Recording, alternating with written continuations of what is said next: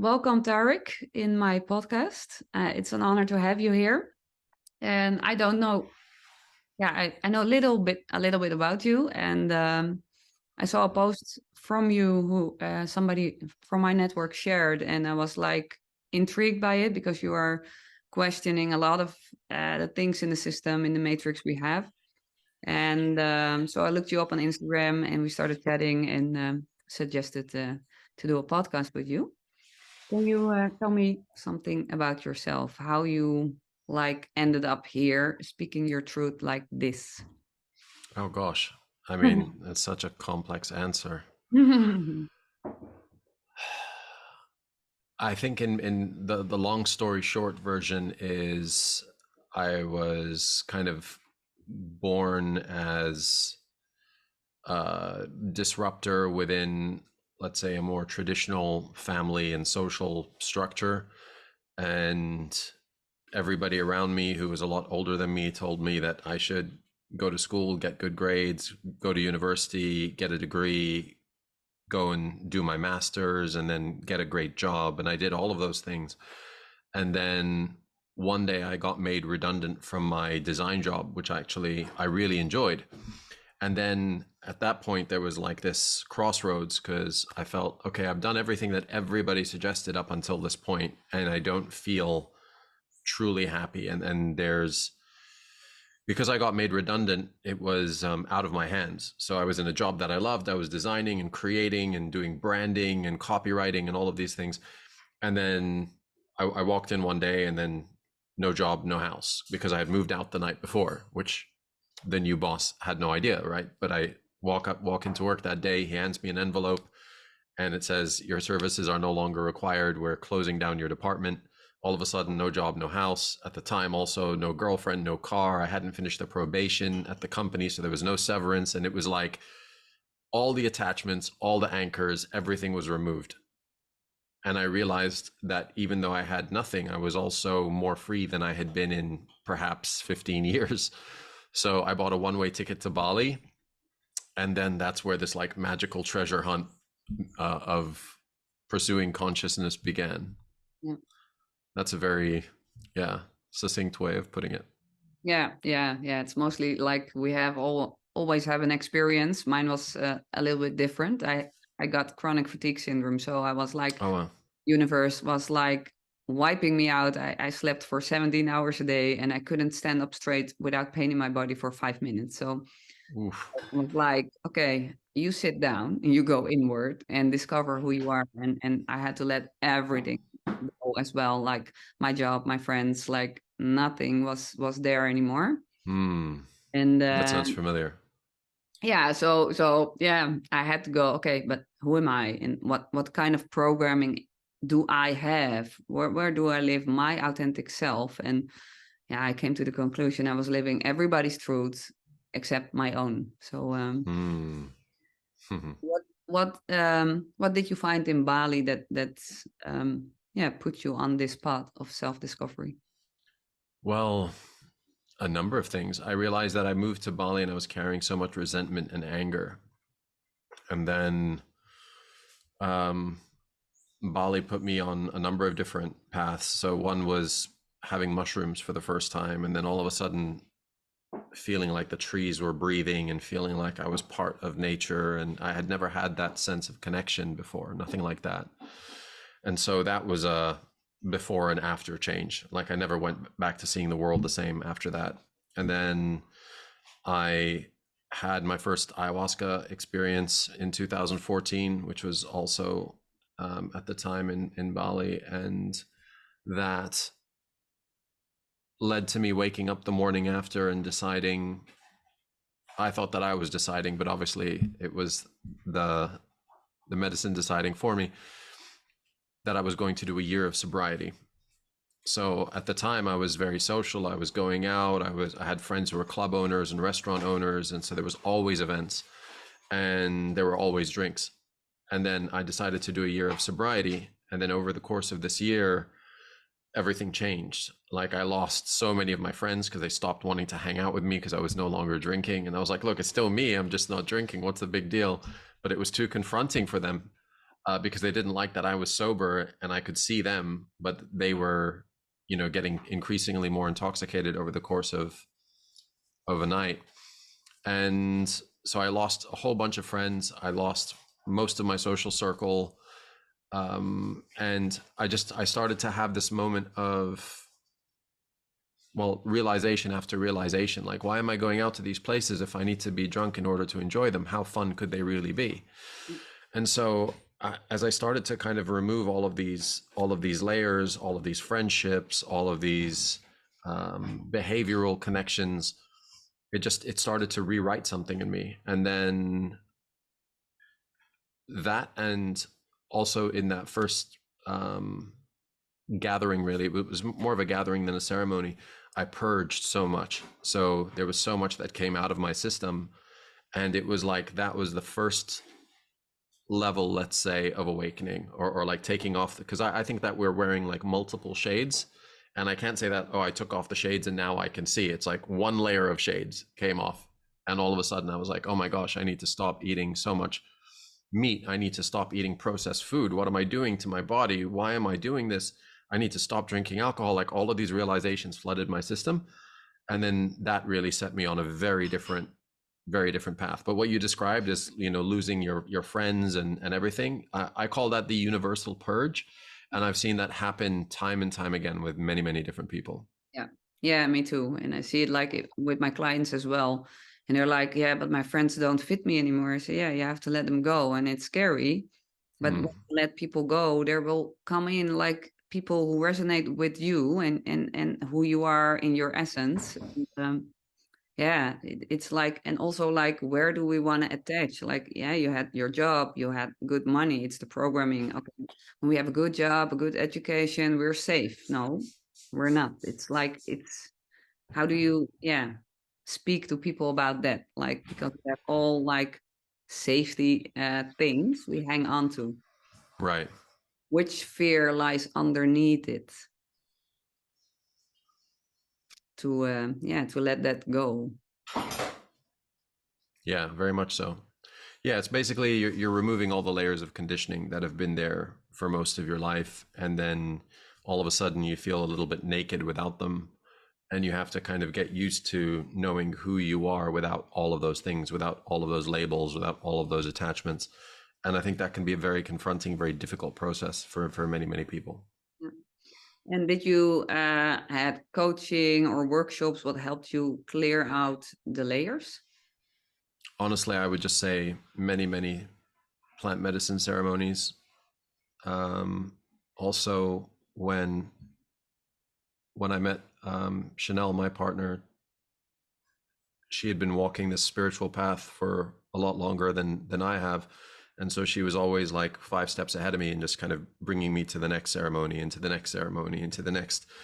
Um, yeah, I was very privileged and got to sit with a few, I would say, spiritual masters, and so a lot of ego death and ego.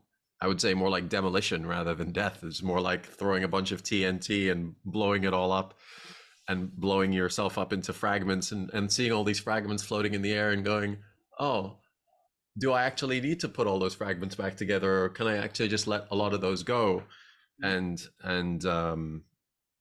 yeah, a continual state of metamorphosis. It's funny because I seem like I'm someone with strong opinions, and I do have strong opinions, but I'm not loyal to any one belief. Like, all of my beliefs, I often say I don't hold my beliefs hostage, they're free to go.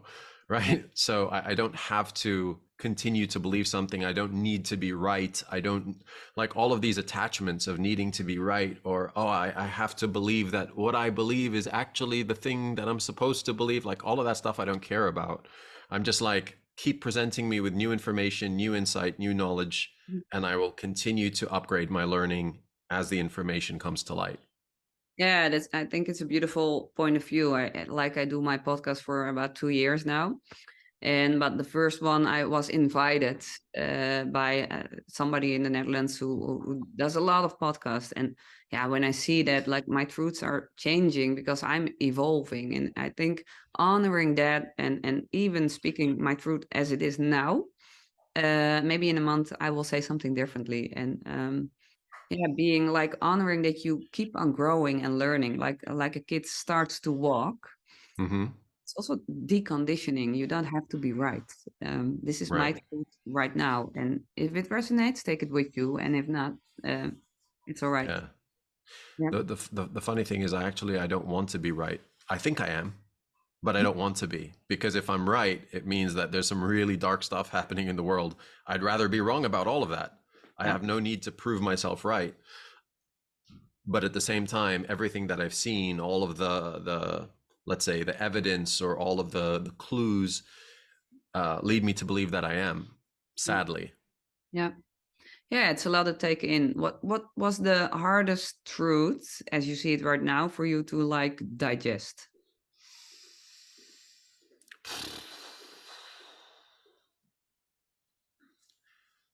that I think at the highest levels of society, there's actually a lot of satanic abuse, a lot of underground rituals, a lot of child sacrifice, a lot of, yeah, just real anti-human stuff. Mm. That was by far the hardest to come to terms with, Yeah. because it's to me it's the equivalent of, imagine if you have like animals that are grazing on the pasture, right? So they're eating the grass and they're under the sunshine and they're talking to one another and they're drinking water, and then the farmer comes and like, oh, your leg is injured, let's wrap that for you in a cast, and gives them food every day and shelter, and it seems like life is blissful, right? This ignorance is bliss. Yeah. And then somebody has an awakening Mhm. and discovers a little gap in between the fence and sees this giant concrete slab building, and then wanders in and sees all of the other animals being chopped up into pieces, and sees blood everywhere, and sees the horrific truth of Mhm. what is happening, and then comes back to the pasture. Mhm. They're not going to be able to look at the green grass the same way, or the sunshine, or the farmer. Yeah. And it's such a jarring concept of what can be happening in this kind of like underbelly that's hidden from view and masked from public awareness. And so many people would rather believe that it's not happening, Yeah. which is one way of viewing the world. But then what I say to those people is, well, if you look at a farm like grass fed farms, we know that it's happening. We Mhm. know that there's a slaughterhouse in the back. And we know how confronting that would be for the animals. What, the farmer that looks after me every day and protects me and feeds me and shelters me wants to chop me up and eat me? Mhm. That's some conspiracy craziness. Yeah. And yet that is actually what's happening to the animals. So I'm not saying that that's what's happening exactly with people. It's obviously allegorical and it's more of a metaphor, but it is still really dark. Yeah. And I think the fact that it's so institutionalized, and it's really indicative of the upper echelons of society. I think coming to terms with that is a very, very difficult thing, because you realize that there are these anti-human agendas that are at play. But, and for everybody who's skeptical or cynical around this, look at what's happening as like in the public sphere, and look how it affects people on a day-to-day basis, and now hold that in mind, that it's actually ultimately anti-human and anti what's good for us, and then it'll all make sense. Yeah. All of a sudden, all of these crazy rules and regulations and things changing, and it all makes sense when you view it through the lens of, there's a lot more going on behind the scenes than you're aware of, and this stuff that's happening behind the scenes is not there to serve your good. No, it is not. And yeah, you're talking about animals. What do you eat? Do you still eat meat, or are you vegan? So I went through a phase where I went fully plant-based. I didn't really like to wear the term vegan, because I feel like vegan is almost, it's become a religion in some ways, and it has all of these sociocultural connotations and stigmas around it. So I feel like anything that is a label is to some degree a limit, right? Like labels are limits, and we use labels to categorize and make sense of a world that is actually 50 shades of gray rather than black and white. And so for me, I went through a phase where I was fully plant-based and actually just did a juice cleanse for like, I don't know, 8 weeks or so, because I wanted to rid my body of all of the processed foods that I'd eaten over time. And then after that very first ayahuasca experience, I cut out red meat. And then a few months later, I cut out chicken. And then a couple of months later, I cut out fish. And then I cut out eggs. And then I cut out dairy. And that was my process of becoming fully plant-based. But then I stayed, I would say, plant-based for a number of years. And now I'd say it's come back to maybe 10% organic, like happily living sources of meat. Yeah. So not from the industrial farming industry at all. Because I feel also if we eat meat from the industrial farming industry, we are participating in slavery and torture. And even if you just want to look at it in a very selfish way, these animals are basically living in fear and pain and suffering. And if you think that we are mostly water, they are programming most of their water in their bodies with that fear and that pain and that suffering, and then people are going and eating it. Yeah. So you're imbibing that fear, you're imbibing that anger and that pain, and I think on some level, your participation in it is your permissioning of it to be done to you. So if you participate in the slavery of other things, you permission that slavery construct to be done to you. Yeah, I totally agree. Like was plant-based for a long time, but it's also like in the spiritual community, like also a programming and conditioning. And then I'm like, okay, but plants, they are living beings. We eat those as well. Right. So what's the fucking difference? Like, do you feel the plant and do you feel the animal? And it's like, from a place of compassion, I will like eat organic meat when I eat it. So I totally resonate with what you're saying. But it's like also like, no, people, plant-based, I don't think it's healthy for us as well. Like you can really eat if you tune into your body, get out of your head and drop down. I feel I like, ooh, I like, yeah, I have the urge to eat meat. I will honor that and eat it because my body needs it. And it's like getting out of the programming as well and just follow what. And if I feel like I want to have a juice today, I will only drink a juice. And Right. Yeah. Yeah, I think it's a complex one. I think if we look to our ancestors, they were not eating 3 meals a day. No. And I think even if they did eat meat, it was rare. It was when they were able to hunt, and that animal was meant to essentially provide for the whole village, right? So it wasn't like they were eating 3 times a day and having processed meat, and all of this stuff didn't exist. So I think also the way that a lot of animals get their nutrition is they're eating grass, they're eating off the land. So basically you're eating the condensed version of all of that grass and all of those plants in meat form. Yep. So and in terms of animals or plants feeling pain, like, yeah, they're both living, but animals have a central nervous system and pain receptors and stuff in ways that plants don't. So it's a very different kind of conversation. Yeah. I think the first step is to not support the industrial meat industry, because I think that's just creating this quite literal horror movie existence on a daily basis to billions of animals. And I think that the collective density of participating in that is literally weighing humanity down and keeping a lot of people in more low vibrational and more survival states. Yeah, I totally agree. And you were talking about water, like the fear and the animals bring into it in their water. Can you collaborate on that? Because you are like into the water, the element of it. Yeah. So, what would you like me to go into specifically? Yeah, what like you have a specific view what water brings us.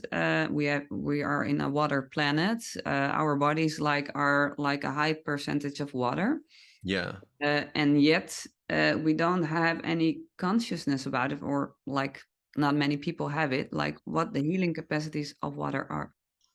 So, yeah, I would say I've been going through Mm, a complete awareness shift in what water is and what water does and what its function is. And so we're told that water is important to us, but I think how important water actually is to life is like a very, very well kept secret these days.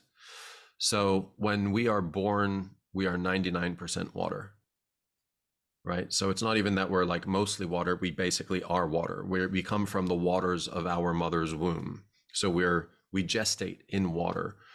And then even now, though you might be 70% water or 75 or 65 or whatever the current science is saying, and I think that, by the way, is because a lot of people are chronically dehydrated as well.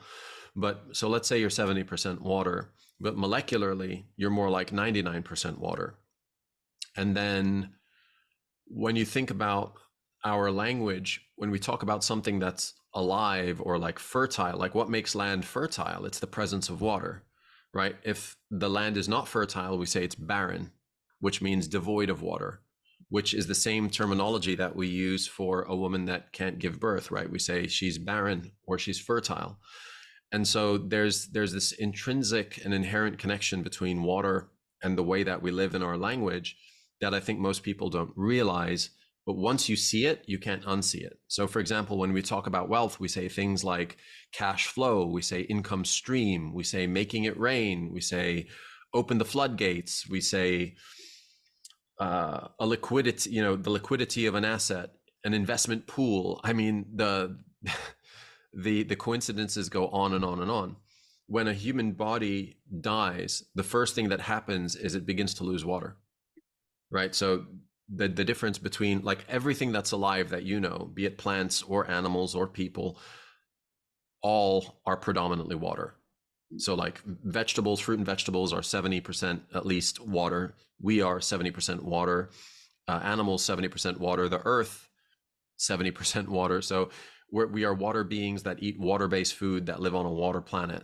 mhm, And so we are bodies of water, to use the words of Veda Austin. And so when we die, the first thing that happens is we begin to lose our water. So what if water is actually the conduit for our consciousness? mhm, And um, if you lose 2% water, you become thirsty. If you lose 10%, you hallucinate. And if you lose 12% or more, you die. mhm, So it's almost like the body and consciousness cannot exist unless there is a sufficient amount of water. And water, the way that the H2O molecules work is they change their structure. So they create these hexagonal structures that encode data into the water. So anything that comes into contact with water, the water remembers. So water is like this living anthology of everything that's happened to humans. And all of your DNA, which is basically salt, exists within water. And your DNA cannot exist without water. And your body cannot exist without salt. And so we are basically salt water bodies. And so there's all of these connections that I think that to go from that, which is water in its elemental state, as not only being supporting of life, but being life itself. Like we associate water with life.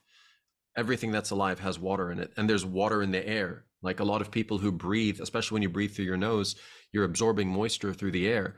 So water is in you, it's around you, it's in everything. And that's the same terminology that we use when we describe God, right? Like if we move away from this monotheistic view of some man with a beard in the sky, but instead look at God as an energy or a life force or a presence, then water actually fits a lot of those descriptions and characteristics and qualities.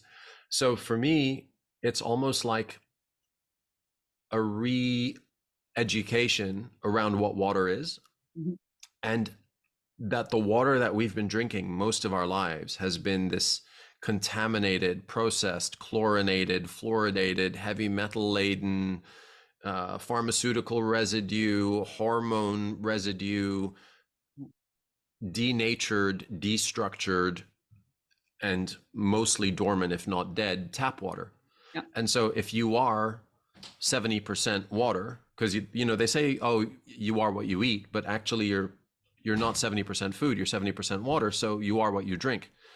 And if what you drink is that tap water, then you are 70% tap water. And so imagine the consciousness of the planet based on being made of mostly tap water. What would happen if we switch that out for molecular hydrogen rich, structured, and microclustered electrolyte, so it carries an ionic charge, water? What would that do for our consciousness? And I think that's part of the shift that we're seeing on the planet right now, is this reconnection to how valuable water really is, not as a resource, but as the source. Yeah. Also, to use the words of Veda Austin. Yeah. Yeah. And it's like I am now drinking only like filtered water, like zero, like very clean. And my body is literally like detoxing. Every night I'm sweating, like, because I was beforehand, I had bottles of water, mineral water, but also tap water. And I feel it, what my body is doing right now. And I'm eating nothing differently. So Mm-hmm. eating my normal food. And it's really interesting what happens now. Yeah. I mean, it's basically, instead of giving yourself a blood transfusion, you're giving yourself a water transfusion. Yeah. Yeah. Yeah, it is. And yeah, we have the guidelines. I don't know if it's different where you are now, but here in the Netherlands, it's like, okay, you have to drink 1.5 or 2 liters of water a day. For me, Mm. I think you have to like double it. Mm. What is your view on that? Yeah. I mean, I would say most people are chronically dehydrated, but that's also because of the quality of water that they're drinking. So the water that they're drinking just passes through their system rather than gets absorbed into the cells. And that's because a lot of the H2O molecules are clumped together. And so they can't permeate the cell membrane. They just kind of flush out of your system. So when you have a machine that can structure and microcluster the water, then it absorbs much more deeply into your cells. And then you don't have to drink as much water because the water that you are drinking is hydrating you so much more. Yeah, thanks for the, yeah, yeah, I can relate. And yeah, to go back on your like journey, uh, your fiance, Mm-hmm. she was ahead of you. How did you experience that? Because I can imagine you had a lot of like mirrors from her Oh and yeah. invites to keep up. Yeah, I mean it was really challenging. I think the only thing that really helped me get through it is I'm addicted to self-growth. So even if it's uncomfortable, if it's in the name of growth and if it's in the name of me becoming the next version of myself, then sign me up. It's this weird no, almost masochistic glutton for punishment side of me that's like, okay, even if it hurts, even if it's uncomfortable, if it's ultimately going to make me a better person, because I feel in many ways that I was late into the, let's say, spirituality game. So I was like, okay, crash course, let's try and cram it all into like a couple of years, because I feel like I need to. And I'm really grateful that I did, because with everything happening in the world, which is this quickening that we're seeing, if I had taken longer than I did to wake up, I don't think I would have made the choices that I made. And, that would have had all kinds of consequences. Yeah, yeah, beautiful. And yeah, what was your biggest challenge to like, yes, you are on like, you feel like a very deep urge to like, come become the next version of yourself, to grow, to decondition. But were there moments you were like, okay, fuck it, it's too painful, I'm out? Yeah, there was definitely moments where after a particularly intense ceremony, I was like, that's it. Never touching plant medicine again. Keep it away from me. I don't want to hear about it. And Mhm, then 8 months would pass, and I'd be like, all right, I'm ready to go in again. mhm. And do you still use plant medicine? Yeah, yeah, on occasion. So, visit different native tribes and get to sit with them and really Mhm. experience it in their way, I think is a very valuable thing. Yeah. because this is like ancient knowledge and wisdom that's here available to anyone. Um, but I think it depends on where you are in your journey if you're feeling called to that or not. But I mean, it can be like 10 years of therapy in 10 hours. Yes, it can. It can be very challenging and deep, and but yeah, purifying. And we talked about water. When I look here, when years ago we cooked on gas, like on fire, and Mm-hmm. now there is more electricity. Mm-hmm. You see, like you have LED lightning in your like the lamps. Mm-hmm. It's all changing. Like if you have the original lamp, the glow. I don't know what it's called in English. In Dutch, it's glow lamp, but Right. it's much for more bright. It takes a lot more electricity, but it's like it's a different kind of energy that's coming from it. Mm. And like in my old house, I had a fireplace. If I want a fireplace, I cannot buy it because it's like they prohibit it. Oh, really? So it's like very interesting how they cut us off from the elements. Wow, I didn't know that you can't get a fireplace. That's news to me. Yeah, yeah, yeah. If you get, yeah, you have to gas. They're also like changing. And okay, I understand it in a similar way. Um, but yeah, it's very interesting for me because it's like they are cutting us off from nature. Hmm. Yeah, I would say that there's some truth to that. Yeah. So now how and like okay, what's going on? They're cutting us off. And in the meantime, we're like having more like this call is also online with electricity. We're not face to face in a similar way we are. Um, what is the downside for you of this? Because the Oh, upside for me, like sharing truths and reaching people, um, and also the downsides to what? To more screens, more like yeah, not physical, like connecting to each other. yeah, Real. well, I mean, I remember when the electricity went out for a couple of days and there was no internet. And that's when I realized, oh, wow, there's no one around. Because I think you get this false sense of community, or let's say not a false sense of community because the people that you're connected to are real people, but a false sense of proximity. You think, oh, they're right there. I can Mhm. just hop online and talk to them. And yes, you can. But if there's no internet, you can't. Then you realize that, oh, I'm perhaps a lot more isolated physically than I thought I was. Yeah. And so I think it gives this false sense of proximity around the people in your life. I think also a lot of us use screens as a surrogate for in-person connection because it's just become so much more convenient and so much easier to just like FaceTime with somebody. But it lacks the same transference of energy that occurs when we're in one another's presence and our auric fields are actually close enough to blend with each other. And I think there's so much more information that is passed back and forth when we meet up in person. And I think that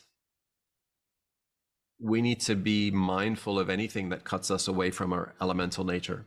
Mhm. So screens are great as a modern convenience and a way of connecting with people all around the world, but not as a stand-in or as a replacement for real world friendships, real world contact. And I think also these kind of short form videos that are 30 seconds, 15 seconds, 1 minute are training our brain on this constant reward dopamine fix. And it's getting in the way of people's ability to just sit down and really zone in. And I think that's why a lot of people have trouble meditating. They can't sit still because they're used to this quick payoff. And any kind of contemplative journey, anything that requires you to be still or go inward or go deep, often takes time, takes perseverance. And even just to sit down and read a book, you need to be able to still your mind and still your nervous system enough to actually be able to read page after page of analog paper. And so I think that we won't really see the true ramifications of what this is doing for another maybe 30 years. Yeah. And then we'll really start to see what it means to be brought up on LEDs and a digital landscape and digital friendships and digital connections and digital avatars. And now people are putting AI avatars as this glossed up, perfect, doctored version of themselves on their profile pictures. And I think there's something a little bit dangerous with that, because of course you can airbrush and Photoshop. That's essentially what you're doing, is you're airbrushing and Photoshopping your appearance.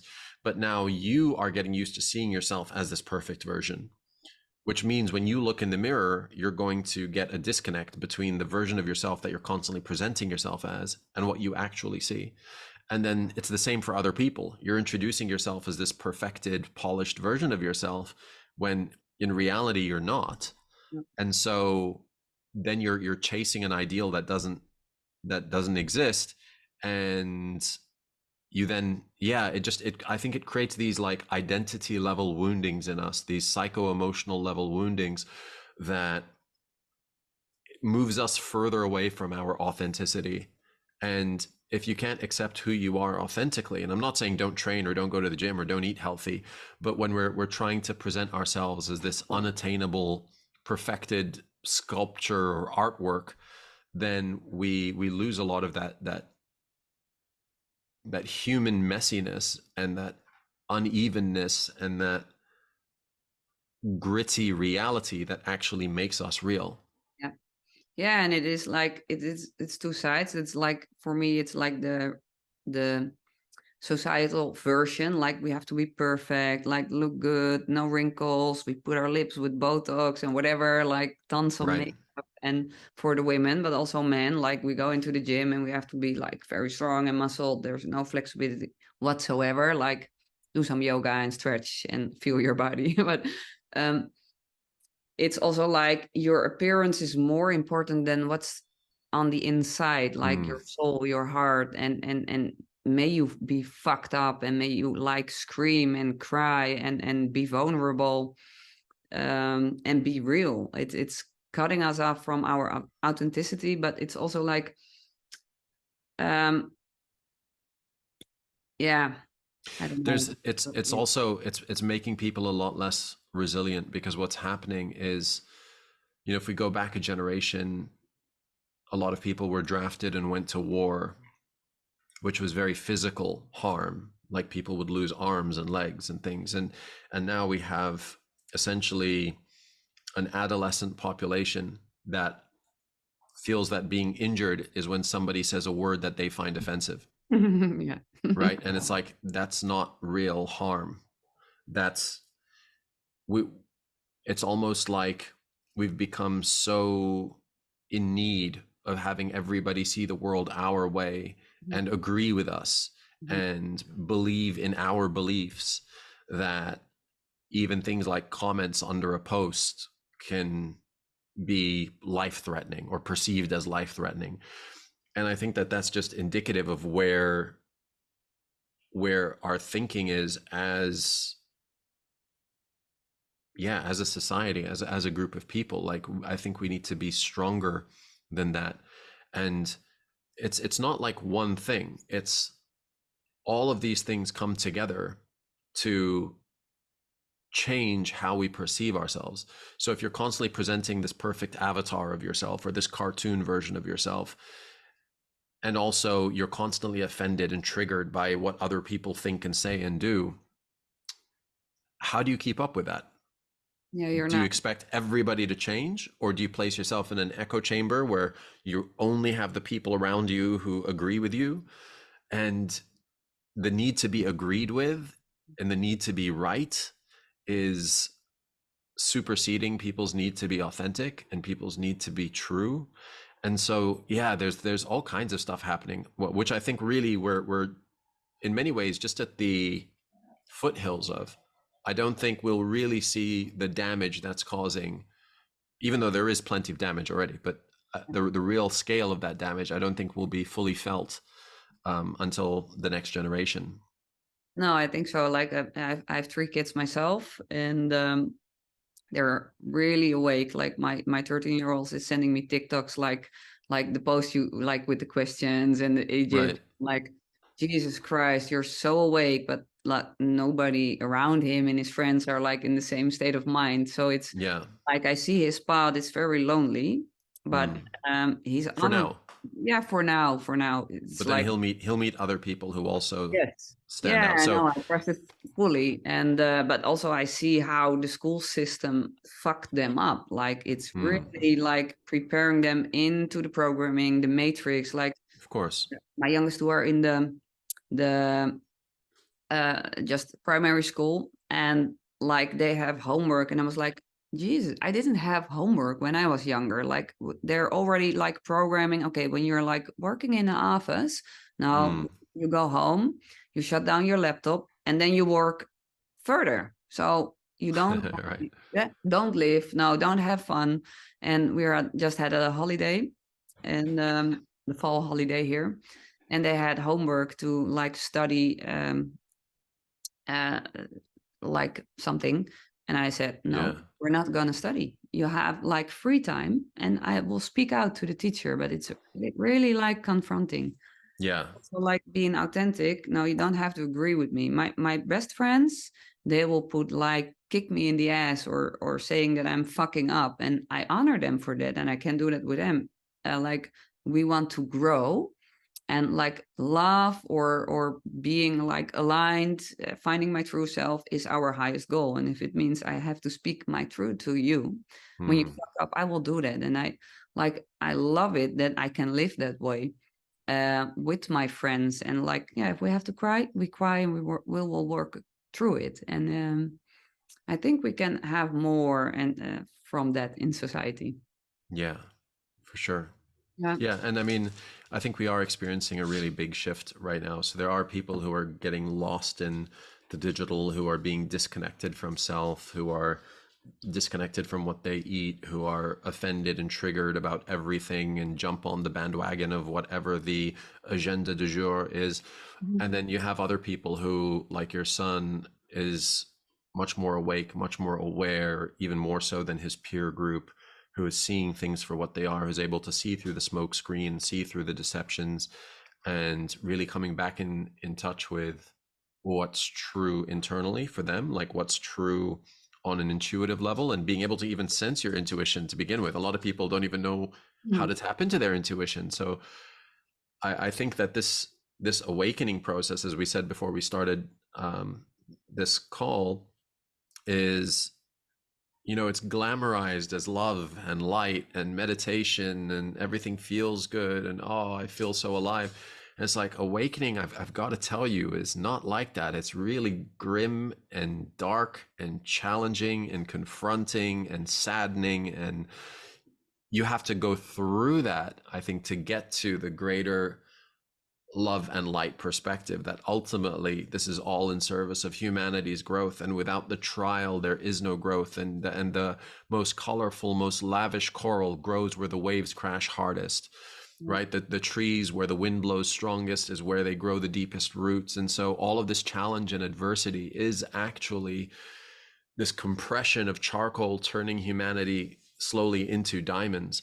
But that adversity, especially when you see that a lot of it is in many ways like unnecessary. Like, why is there so much pain? Why is there so much suffering? Does it have to be quite so prevalent? And I think the answer is no, it doesn't. But if you have people operating in self-interest and people who are out to provide more power and control to the few at the sacrifice of the many, then that's what you will continue to see. And so awakening is even realizing that that's going on and being able to see it. And when somebody speaks as a mouthpiece or a puppet on TV, being able to see that their eyes don't smile when their mouth does, see that they're not connected to their heart. And you'll be able to see that, like, as you connect to your own heart, you'll be able to tell when someone's not connected to theirs. And so it becomes very hard to trick you and fool you and lie to you because you see through it. But the painful part about awakening is when the people around you don't. And Mhm. when maybe people that you've been friends with for 10 years, they aren't walking the same path that you are. They're still eating all of their processed foods and filling their bodies with chemicals. And all of these chemicals and processed foods are blocking the channels and the passageways for the real true information to flow through. I often say it's kind of like playing a flute, but the flute's been lying in the mud. Like Yeah. you're not going to be able to hear any music, right? You need to clear all that stuff out in order to have a clear vessel to let the tune come through.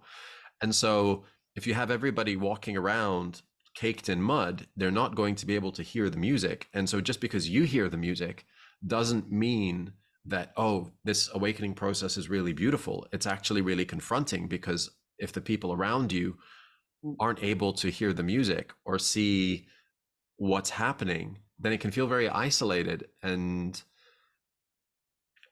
I still wouldn't trade it for anything. I would much rather have the awareness. Though when they say ignorance is bliss, I think that statement is so much more true than people realize.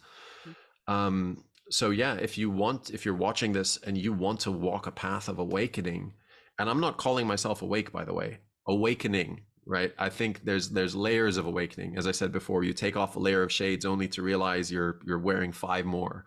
Yeah. Awakening comes in stages. But even to walk this path, I think, is one of being able to renounce ignorance Yeah. and also renounce bliss, Mm-hmm. because you have to first come face to face with what's actually happening and then be able to find your bliss through it, which is much harder than finding your bliss thinking that it doesn't exist in the first place.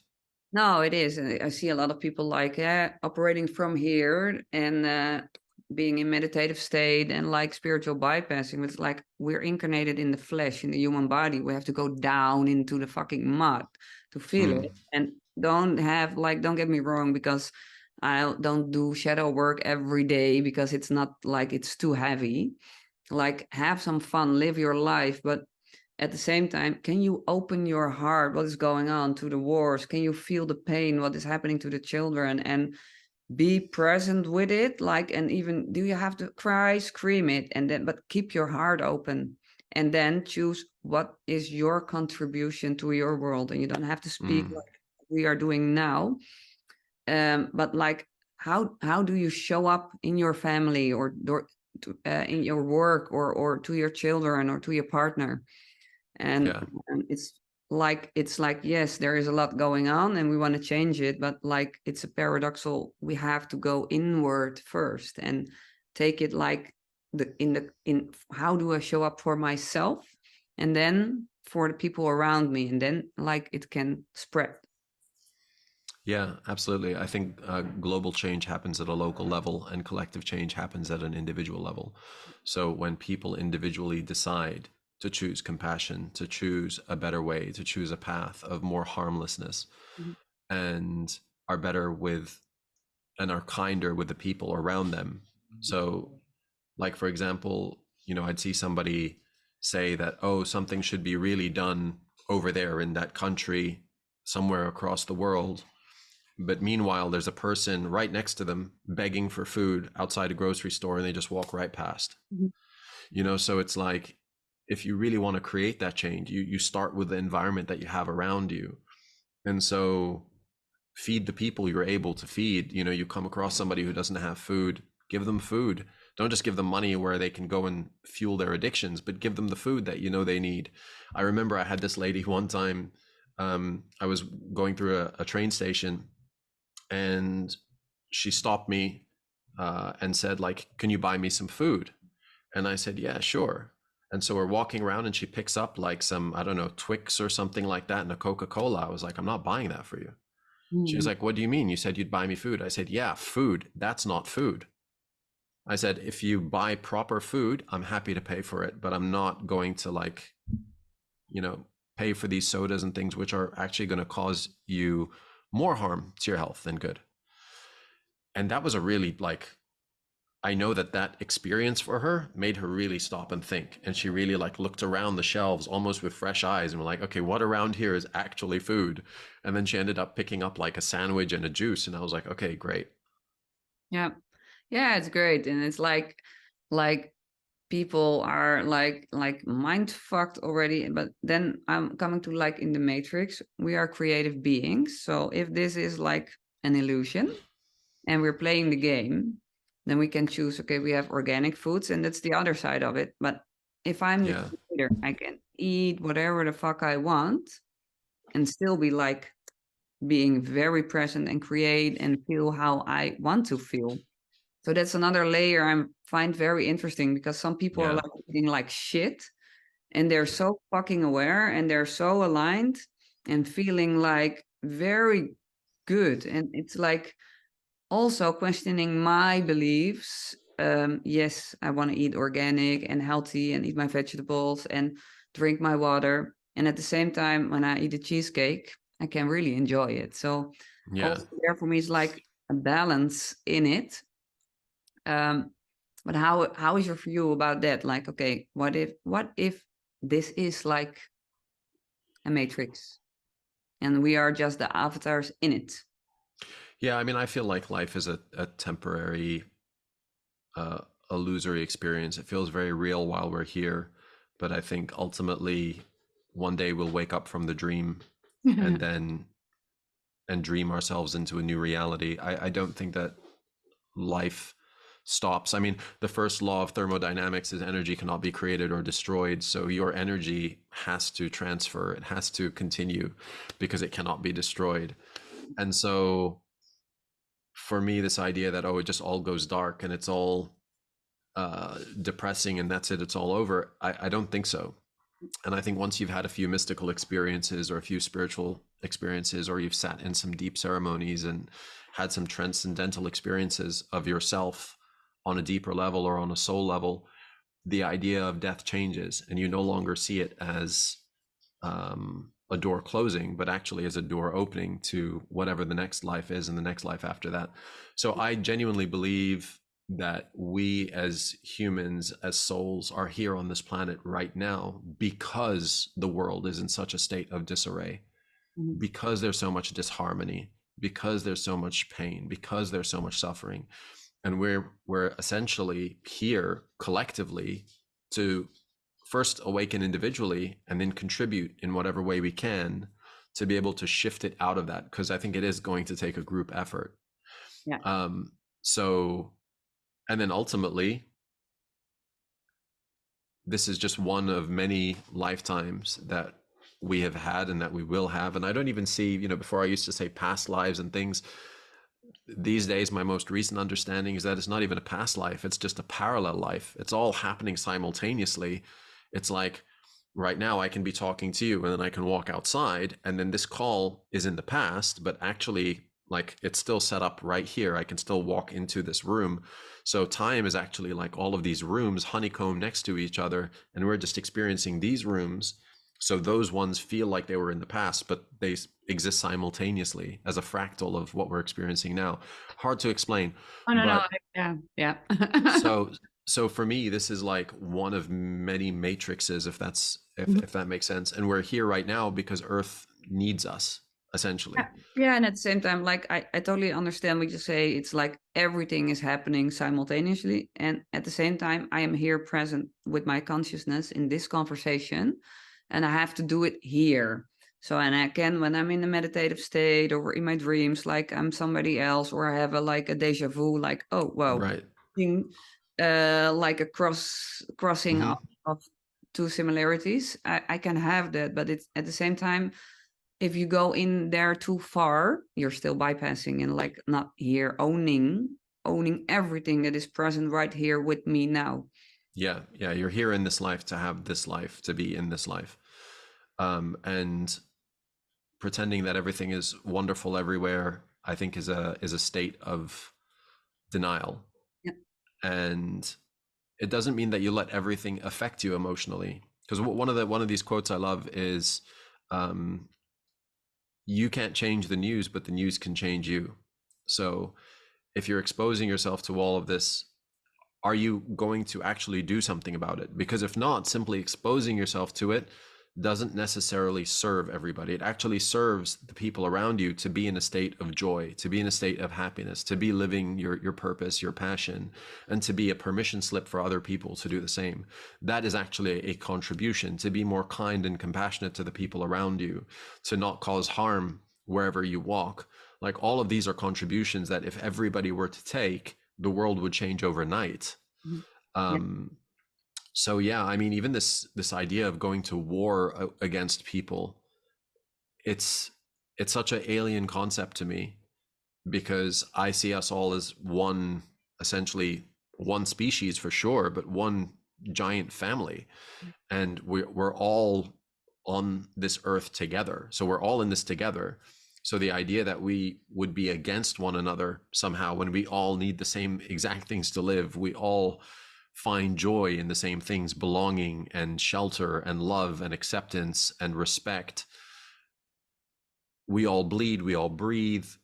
It's it's fascinating to me that there would be such a focus on what separates and divides us. And that's why I think a lot of that is engineered and artificial. It's not actually how we are. As kids, we don't treat other people differently because they have a different color skin. You watch babies play together, right? They don't have any of that discrimination. All of that is taught. Mhm. So I think a lot of this division and separation is taught. And so what we need is not more education in many ways, but more of an uneducation, more of an unlearning of all of these conditioned ways of behaving with one another so that we actually see each other for the mirrors and the aspects of ourselves that we are. And I think then things can change very rapidly. Yeah, yeah. It's like what I like to add is like when you walk into this world and you see everybody as part of you, like you are part of me as well, and like everybody else I have an encounter with or a conversation with. So why should I say something to disrespect you or to hurt Mm, you or like uh, no, because like I can honor you for who you are. We don't have to agree on subjects, but like treating like I would not treat myself with disrespect, and right. so why should I do it to you? And Yeah. yeah, Treat others the way that you want to be treated. yeah, yeah. Also, give the love you want to receive. It's like my quote Yeah. on my like. I have a few quotes here on my door, and that's one of them. Give the love you want to receive. Yeah. Yeah, yeah. And at the same time, there is a lot of division. There is a lot of pain and suffering. Um, and the path, yeah, we are walking, and people are walking like the spiritual path is like claiming your ownership. Like, yeah, we have all Mm-hmm. programming from childhood, traumas from childhood. We have to heal them because, especially in our romantic relationships, they will come up. You For have a sure. behavior that's not serving you. Yeah, can you say something about that? Like, how do you deal with that, and how do you see the mirror when you have like Oh, yeah. I mean, to me, being in a relationship that's on an evolutionary path means that you're in a hall of mirrors constantly. You're always seeing yourself reflected back at you from different angles. And I think that you need to be comfortable with all of those reflections because those are parts of yourself and you're causing a lot of that reflection. And to have the humility to be able to continually look at yourself and go, oh, okay, I don't like that aspect of my reflection. What am I doing to cause that? Because I think that the whole idea with the reflection is we wonder like why the world is like grimacing or frowning at us. And the way that a mirror works is when you smile, the mirror smiles, right? You don't walk up to the mirror and try and force a smile onto it. You smile and then the mirror naturally smiles.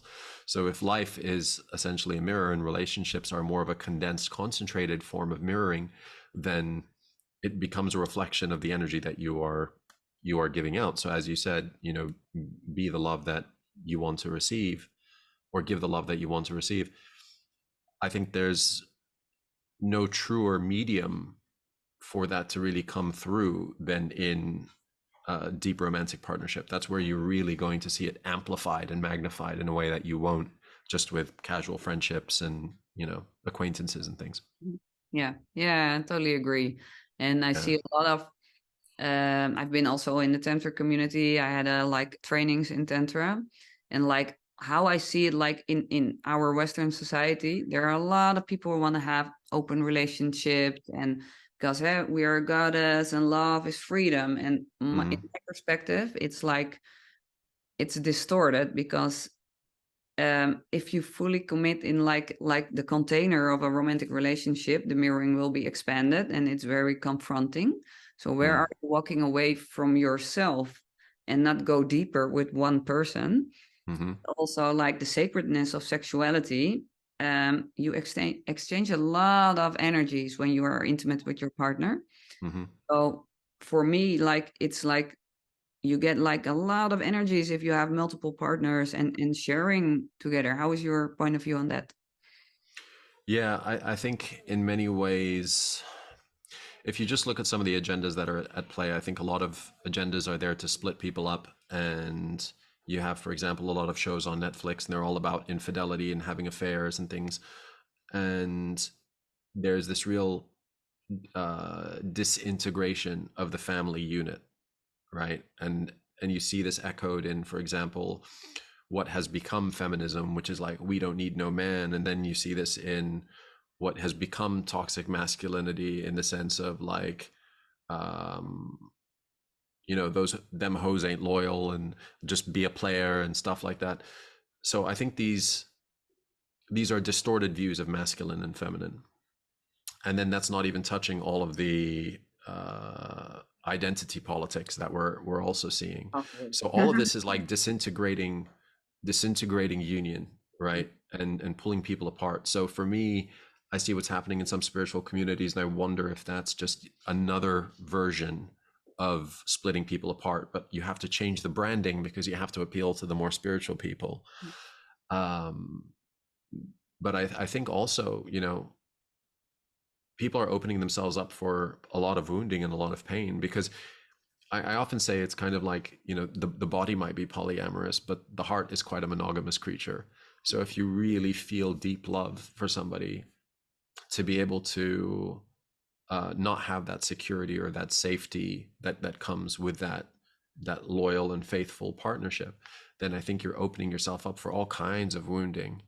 And I think also, just if you look at the world right now, sometimes I wonder, like, okay, you could pursue that path, and that could be like your fun journey there, but is that what the world needs more of right now? Is that what's going to help heal? Is that what's going to provide that nurturing, safe space for people to evolve and grow? And I'm not sure that it is. I wonder if it's yet another version of bypassing, right? Yeah, what And I see another version of avoidance, because it's exactly. almost like a more detailed version of a Tinder app where you can swipe left or swipe right. It's like, oh, I'm too confronted. Oh, I'll just swipe out of this Yeah, yeah, container and go into another one. yeah. And so you never really like sit and deal and process with all of the deep stuff that you have going on. And also, I think it can be doing a lot more harm than good. So yeah, I know a lot of people will have very different views on that. That's just what I see based on what I see happening in the world. Yeah, it's what I see as well. Like people like don't want to commit because they're like walking away from themselves. And I talk about it a lot with my partner. We want to do a podcast about it as well because we're like, yeah, we like the container, and it's I see it like in my surroundings that people are choosing differently, and they like, yes, but it's attachment, and I'm like, no, it's not attachment. I choose Mm, to be with someone to go really deep, and it's like deep within myself and in the commitment of another. And yeah, it's it's also an honoring. yes, yes, and yes, of course, I can like see a handsome man, and my body can react. That's sexual energy, but I don't have to do something with it. And Right. it's allowed that I'm feeling it. It's allowed that my partner can feel it with a woman, but we're choosing only to be intimate with each other. And like Yeah. every time we are intimate, like it's like touching another layer in me, like something comes up or opening me as Mm, well. And it's very interesting, and I don't think you cannot do that with like several people. And it's also not like honoring your sacredness of your body, yeah. and from your partner, of course. Hmm. So interesting, yeah. And at the same time, it's like, yeah, are you willing to look in the mirror that is in front of you? Yeah. And Rather than seeking a different mirror. yeah, yes. And of course, I'm not like, don't stay in a relationship if it's toxic and the mirror is like Absolutely. Yeah. Yeah. outgrown No, no, it. no. 100%. Yeah. So Yeah. sometimes you have to learn, like, you work through the layers and the mirror is finished. Yeah, you have to let each other go. That Hmm. can be. But that's also like, then you have like a healthy, like, attachment style. Yeah. hold on, then you will have the distorted attachment. Yeah. I think you can also be devotional or committed without necessarily feeling attached. Yeah, To know that each person is their own individual person and you're actually coming together as two wholes rather than as two halves seeking to complete one another, which I think is also another kind of falsehood perpetuated, yeah, is seeing yourself as incomplete. And it's like, no, you're already full, you're already complete, yeah. but you can be expanded even more by sharing and mirroring with someone else, of course. Caroline, unfortunately, I'm going to have to Yeah. uh, I look at the clock. We're in an hour, so yeah, no problem. But this has been a wonderful conversation. Went a lot deeper and heavier, but I guess that's just what was alive at the moment. yeah, yeah, it's good. I like that. So that's me. Yeah. Thank you for your time and your wisdom and perspectives about water and like all the subjects we touched. I will let you know when it's online. I will share it on YouTube, Spotify, and yeah, of course on Instagram. And I will let you know.